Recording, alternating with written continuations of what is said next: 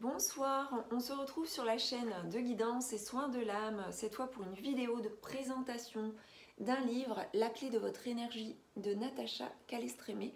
Natacha Calestrémé qui est journaliste et réalisatrice spécialisée dans le domaine de la santé et de l'environnement. Alors il faut savoir que Natacha Calestrémé, qui est également l'épouse de Stéphane Alix, je ne sais pas si vous connaissez Stéphane Alix, qui est l'auteur de quelques ouvrages et qui s'est intéressé, spécialisé au niveau des enquêtes extraordinaires et qui s'intéresse en fait aussi à l'au-delà. Donc pour revenir à Natacha Calestrémé en fait, comme je vous le disais, elle est spécialisée en fait dans le domaine de la santé et elle a interviewé du coup dans le cadre de son activité pas mal d'énergéticiens, de guérisseurs, de chamans, de médiums. Et à un moment de sa vie, elle a eu besoin également de les consulter. Et elle s'est intéressée à leurs protocoles, à leurs méthodes. Elle a voulu les pratiquer. Et c'est en les pratiquant qu'elle a découvert leur utilité, leur pouvoir. Et elle a souhaité du coup mettre en place elle-même des techniques, des pratiques et des protocoles pour aider les autres. Et c'est d'ailleurs avec ce livre qu'elle nous fournit en fait ces techniques et ces protocoles les plus précieux. Elle met au point également des ateliers qui apportent leurs fruits, qui remportent un succès important. Et d'ailleurs, il y a pas mal de professionnels de la santé, dont des médecins, qui approuvent complètement le travail de Natacha. Donc Natacha Calestrémé, alors l'objectif de cette vidéo, ce n'est pas du tout de vous résumer ce livre. D'ailleurs, je ne l'ai pas lu. J'ai commencé à le lire. Je suis arrivée au protocole 3. Donc personnellement, je souhaite en fait lire intégralement le livre et appliquer progressivement en fait les protocoles pour retrouver la clé de mon énergie.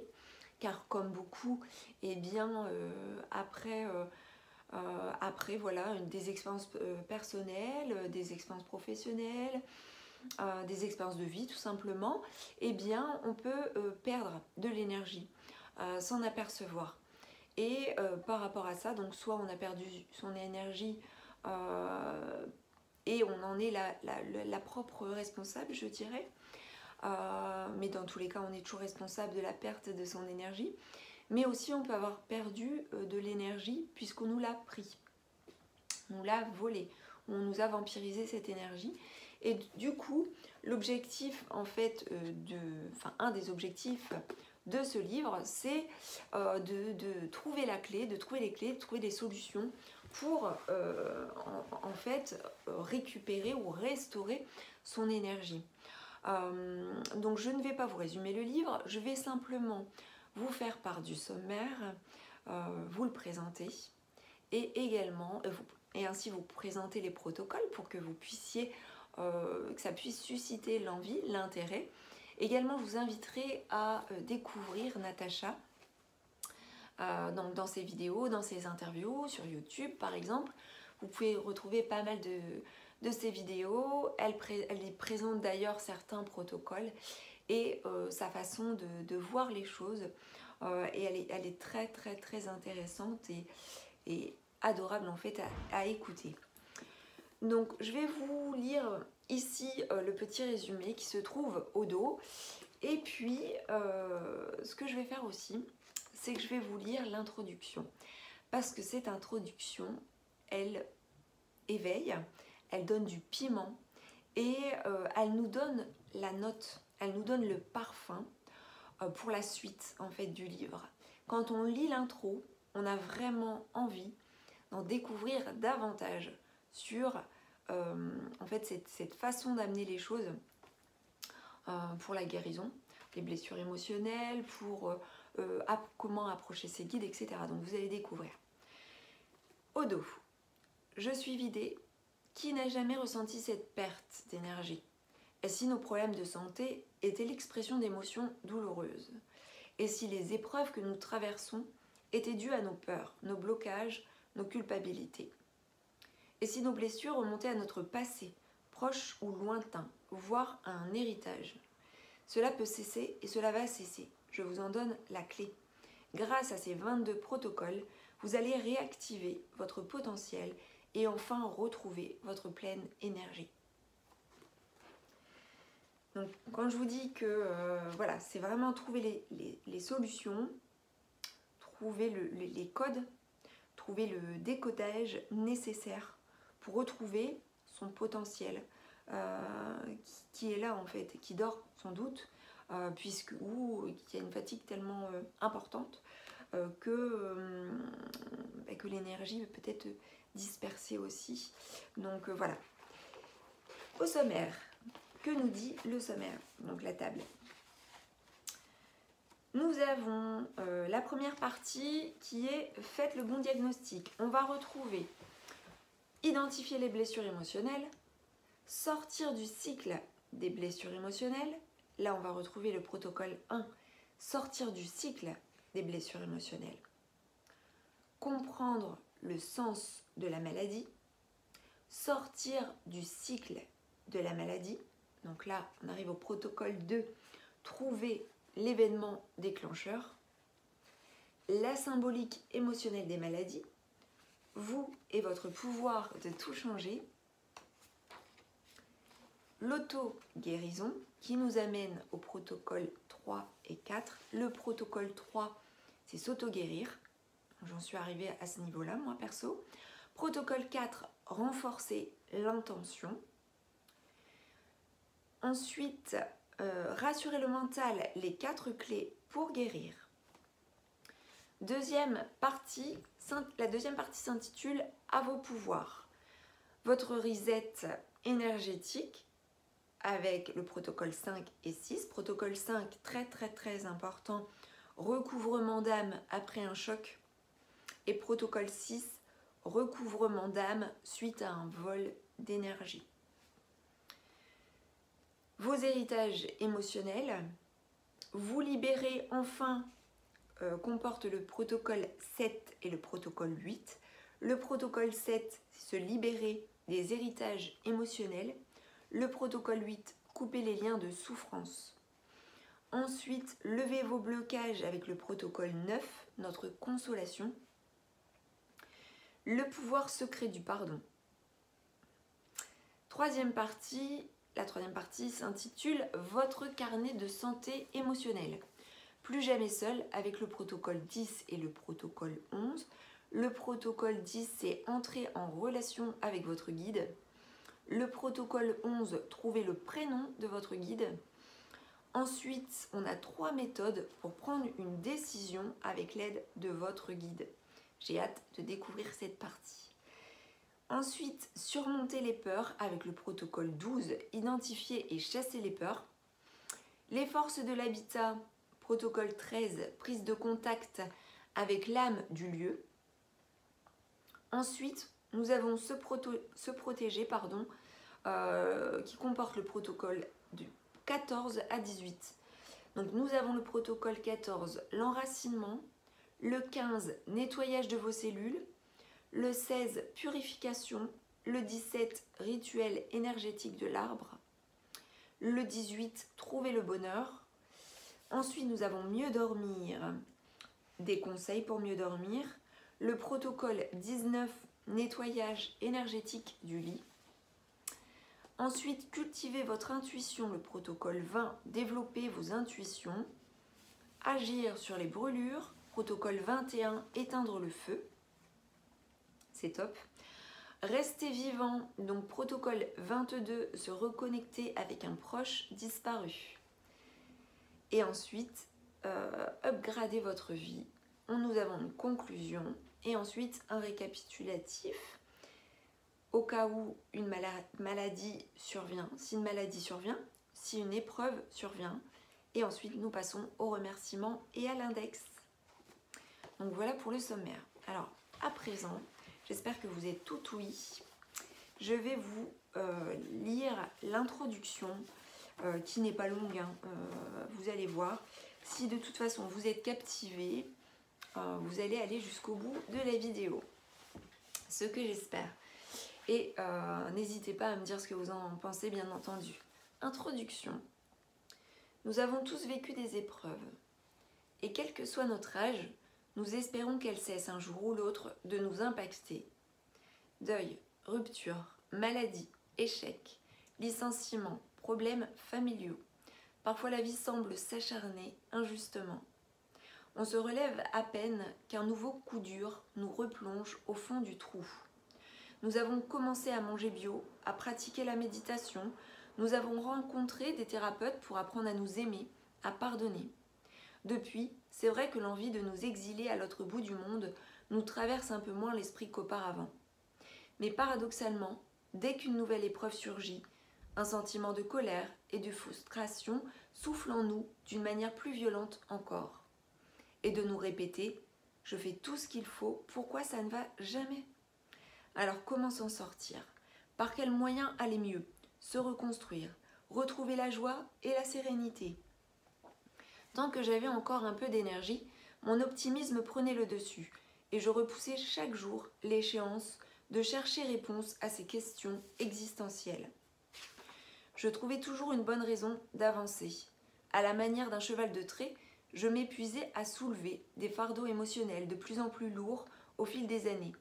J'étais à l'époque inconsciente de ma souffrance, aveuglée par les mouchoirs que j'avais posés sur mes yeux pour sécher mes larmes, jusqu'au jour terrible où mon corps a lâché.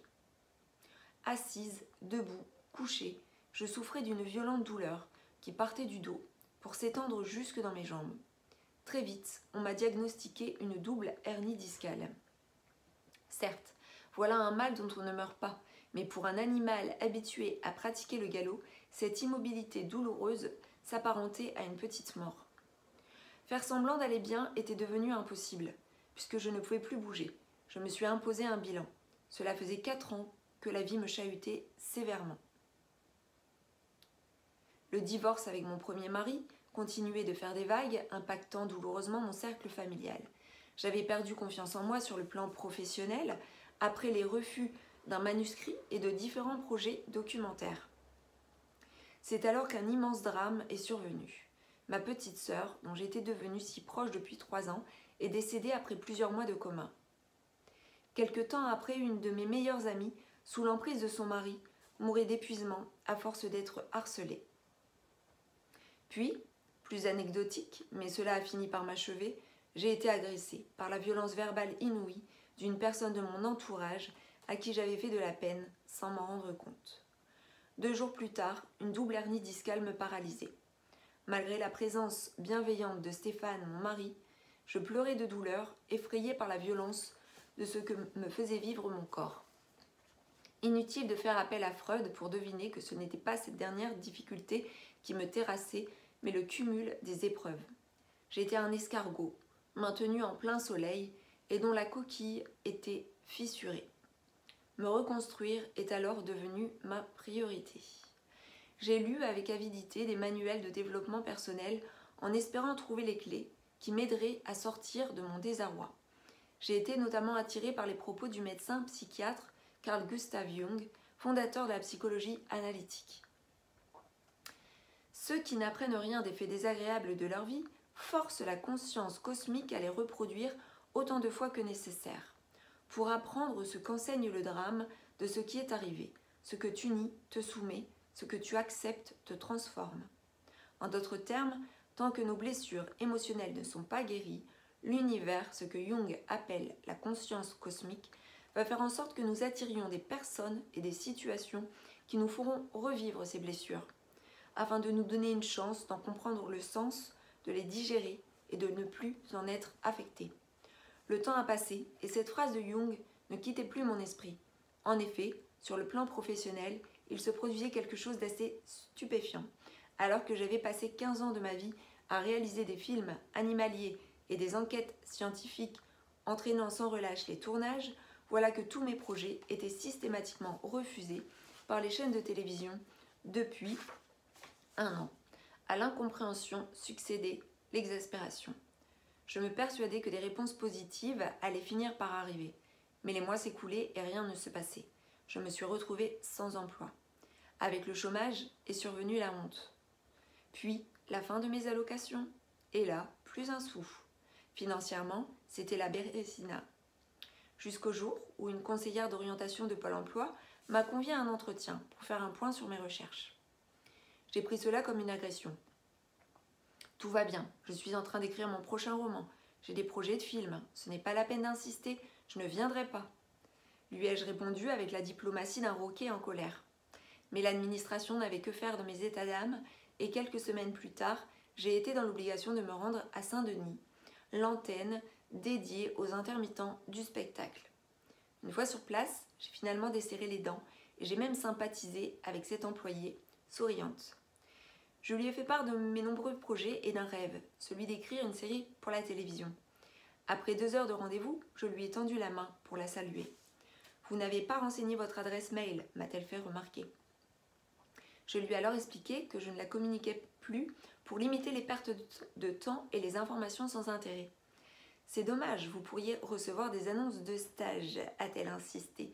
Sans m'écouter, elle a fait défiler les pages sur son écran avant de poursuivre. « Voyez là, on a reçu des propositions de masterclass organisées par l'école de cinéma de Luc Besson. » Intriguée, je me suis rassise.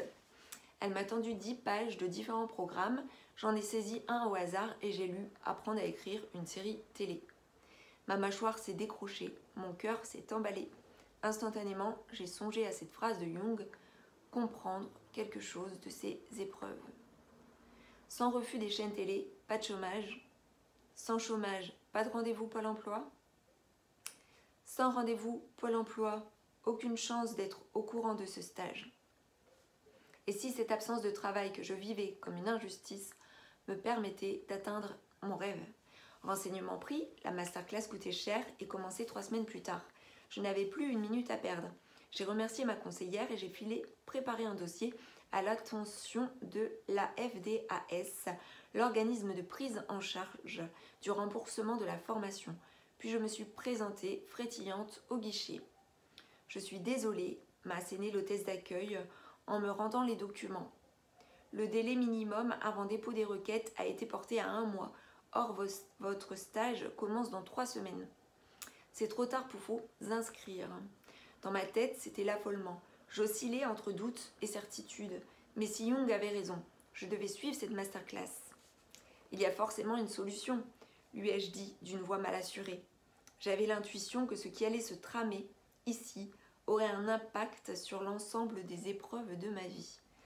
Si j'étais prise, je mettrais toute mon énergie à apprendre ce qu'enseignait le drame des événements douloureux passés. « Vous n'êtes pas auteur par hasard ?» m'a-t-elle alors demandé. « Si, parce que si vous pouvez justifier 9 000 € gagnés en 2 ans en tant qu'écrivain ou scénariste, ça marche. Le délai pour les auteurs est de 3 semaines au lieu d'1 mois et la date limite, c'est aujourd'hui. » J'ai foncé chez moi aussi vite que possible pour transmettre une copie de mes justificatifs.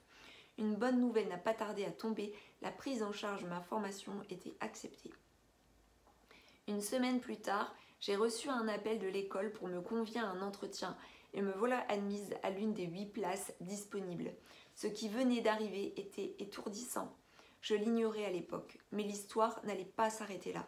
Quelques mois plus tard, en raison de la défection d'un professeur, le directeur de l'école de cinéma, qui connaissait mon travail de romancière, m'a confié les cours, écrire un scénario et concevoir un personnage pour les étudiants de première et de 2e année.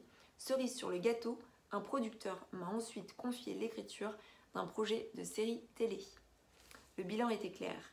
Le chômage que je vivais comme un drame absolu était devenu l'escalier qui me conduisait aujourd'hui à accomplir mon rêve. Ce jour-là, j'ai compris que tout était sens. Et après, que pouvais-je faire pour guérir et avancer? Des années plus tôt, en tant que journaliste et réalisatrice, j'avais rencontré des personnalités qui m'avaient invité à porter un autre regard sur les blessures qu'infligeait la vie. À l'époque, je ne m'étais pas sentie concernée, mais ma vision cartésienne avait été véritablement ébranlée.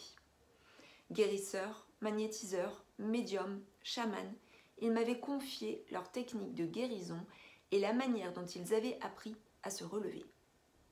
Ni biologie, ni psychologie, il était question d'une énergie et d'une vision fondamentalement différentes de tout ce que j'avais appris jusque-là et si cela pouvait m'aider. J'ai appliqué ces techniques semaine après semaine, mois après mois. Je me suis reconstruite en me libérant de blessures héritées de ma famille, en éloignant mes peurs, en déculpabilisant, en guérissant. Ma vie s'est transformée, sublimée. Puis j'ai décidé de partager ces protocoles énergétiques dans des ateliers. Et quel bonheur d'y accueillir des thérapeutes, des psychologues et même des médecins venus des 4 coins de France. Tout au long de ces années, j'ai reçu tant et tant de témoignages d'inconnus dont la vie a changé, que j'ai eu un déclic. Le temps de partager ce précieux savoir était venu. Ce livre est le fruit de 10 ans de cheminement. Vous allez vous libérer de vos émotions douloureuses et vous reconnecter à votre force intérieure, la clé de votre énergie. Conseil, prenez le temps de lire le livre en entier avant de mettre en pratique les protocoles. En effet, si vous vous rendez directement aux pages concernées, vous n'aurez pas connaissance des explications et cela bloquera votre mental. Donnez-vous toutes les chances de réussir en laissant le livre infuser en vous complètement. Donc voilà pour la lecture de cette intro, la présentation du sommaire. J'espère que ça vous aura donné envie de découvrir Natacha et de vous approprier son livre. Donc comme je vous disais, moi j'en suis qu'au démarrage. Je suis déjà vraiment subjuguée, interpellée et j'ai vraiment envie de pratiquer en fait tous les protocoles qui me concernent étape par étape pour voilà, trouver les clés pour voilà, retrouver l'énergie. N'hésitez pas à commenter, à partager, à liker et puis à vous abonner à la chaîne de guidance et soins de l'âme si ça n'est pas fait. Je vous dis à très bientôt pour une autre vidéo. Ciao!